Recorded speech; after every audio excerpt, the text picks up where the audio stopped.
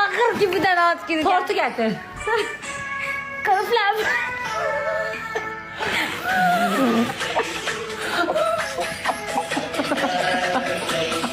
Severe kabul tarafında ama severe saçacağım.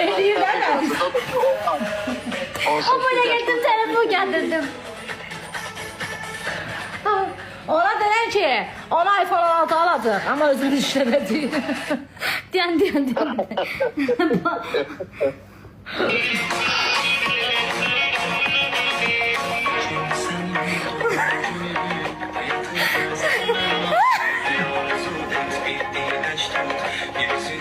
Ne alakası? Salam içi daha da boy ver bəsdir. Oldu bro. Kondu. Başıma düşürür sizin səsi. Təbrik edirik. Niyə söndürdün? Nə qəşəng ad günü.